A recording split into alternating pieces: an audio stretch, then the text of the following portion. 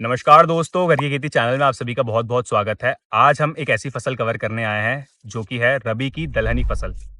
रबी में जो दलहनी फसलें लगती हैं, उसमें एक चना होती है, इस तरीके से एक मसूर आती है। तो दोस्तों ये है मसूर का पौधा देखिए, इस तरीके से इसमें लगती है मसूर।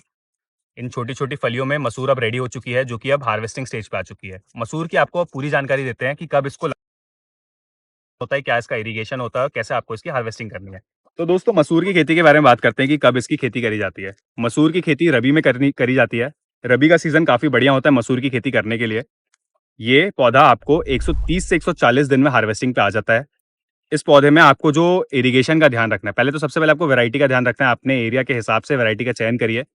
जो वैरायटी आपके एरिया में सबसे अच्छी मानी गई है, जो उन्नत खेती में देखी गई है, उसको ही आप अपने खेत में बिजाई करिए। सेकंड चीज़ आपको ध्यान रखनी है, उसमें पानी का देखना रखना है कि पौधे में इरिगेशन जो है मसूर की फसल में आपको 35 दिन से 40 दिन के भीतर ही पहला इरिगेशन लेना है। उससे पहले आपका अगर पौधा हल्का सूख भी रहा है तो भी आपको इरिगेशन नहीं लेना है। ये एक हैक है कि 35 दिन से 40 दिन के भीतर में पहला पानी मसूर में हम लगाते हैं। इसके बाद दोस्तों इस साल हमारे साथ क्या हुआ है कि पहला पानी तो हमने लगाया था 40 दिन पे, उसके बाद 2 पानी ऊपर से आया है, यानी कि बरसात से 2 पानी हमें मिला है। मसूर में टोटल सिर्फ एक ही पानी लगाया है और देखिए कितनी बढ़िया मसूर रेडी हो गई है। इस तरीके से इसकी फलियां बन चुकी हैं।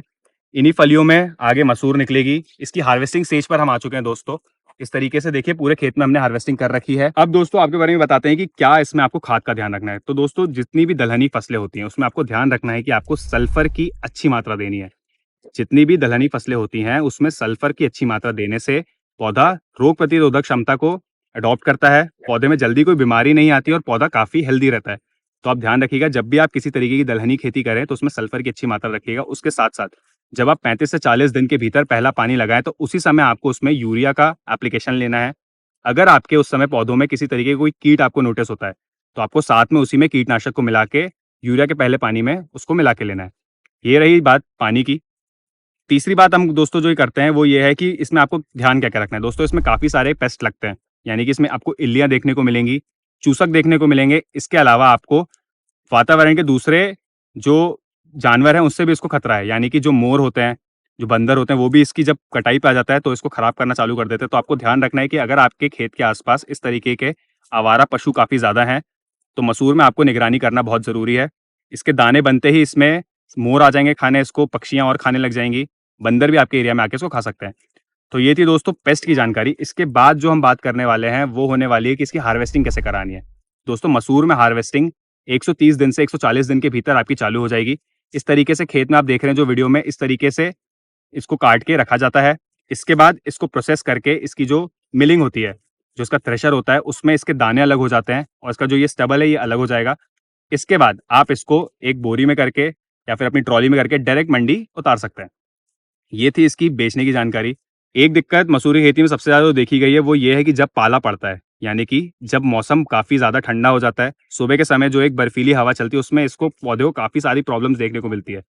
अगर आपका इरिगेशन टाइम गलत है, आपका फर्टिगेशन टाइम पे नहीं है, तो आपकी मसूर कई कई जगहों पे देखा गया है कि वो पर्पल कलर की हो जाती है और वो पौधा और पूरा जो खेत है वो खराब हो जाता है। इस बात का विशेष ध्यान रखिएगा। अपने कृषि सलाहकार से इस बारे में जानकारी लेते रहिएगा, जहाँ से आपने बीज लिए कि कौन-सी दवाई कब डाली जाती है। इसके अलावा दोस्तों आपके एरिया के हिसाब से इसमें फंजीसाइड भी डाला जाता है। तो आप जब बिजाई करें तब जितना अमाउंट ऑफ बीज लेते हैं उतना ही अमाउंट डीएपी का लीजिए। डीएपी लेने से आपको उसमें नाइट्रोजन और फास्फोरस की पूर्ति हो जाएगी। जब पौधा आगे पानी लगाने का अवस्था में आए तब आप उसमें सल्फर का इस्तेमाल कर सकते हैं, या फिर जब आप खेत की तैयारी करते हैं तब भी आप सल्फर का प्रयोग इसमें कर सकते हैं। माइक्रोन्यूट्रिएंट जैसी इसमें कोई भी चीज़ देने की हमें ज़्यादा ज़रूरत नहीं पड़ती है। कम लागत में काफ़ी अच्छा मुनाफा इसका मिलता है। इसका रेट भी मंडी में काफ़ी अच्छा आपको देखने को मिलेगा। 7 से 8 हज़ार प्रति क्विंटल के हिसाब से ये मार्केट में जाती है। आपने अपनी मंडी के हिसाब से इसका रेट पता कर लीजिएगा, कब इसका क्या रहता है, उस हिसाब से उसको मार्केट में भेजिएगा। तो आइए दोस्तों आपको दिखाते हैं कैसे खेत में मसूर तैयार होती है। तो ये देखिए, ये है मसूर का पौधा। मैं आपको नीचे से निकाल के दिखाता हूँ कि पौधे में ये देखिए, ये देखिए दोस्तों, ये एक बीज से उगा हुआ पौधा है। इसमें कितने सारे मसूर के इस तरीके से दाने तैयार हो चुके हैं। ये पौधा अभी जो है 130 दिन की अवस्था में आ चुका है। वैरायटी का नाम है B77। मध्य प्रदेश के लिए काफ़ी बढ़िया ये वैरायटी मानी जाती है। देखिए इसमें इस तरीके से दाने तैयार हो चुके हैं और इसमें किसी तरीके का कोई हम रोग नहीं देख पा रहे हैं। अगर आपके खेत में इस तरीके से रोग आएगा तो आपकी जो मसूर की कलर है वो चेंज हो जाएगा, पर्पलिश रेड कलर का कलर हो सकता है। तो विशेष ध्यान रखिएगा अगर आप मसूर की खेती करते हैं तो। तो ये थी जानकारी दोस्तों मसूर की खेती की। और इस तरीके की कोई और इन्फॉर्मेशन अगर आप चाहते हैं तो कमेंट सेक्शन में हमें ज़रूर लिखिएगा। नीचे दिए गए नंबर्स पे भी आप कॉन्टैक्ट कर सकते हैं। आपको इसका शेड्यूल अगर चाहिए होगा कि क्या-क्या चीज़ें कब डाली जाती हैं, वो शेड्यूल आप डायरेक्ट व्हाट्सएप पे ले सकते हैं। तो मिलते हैं नेक्स्ट वीडियो में, जानेंगे किसी और क्रॉप के बारे में। और अगर आप चैनल पे नए हैं तो चैनल को सब्सक्राइब करना ना भूलिएगा, बेल आइकन प्रेस करना ना भूलिएगा, ताकि आने वाली इस तरीके की किसी भी वीडियो से आप मिस ना हो।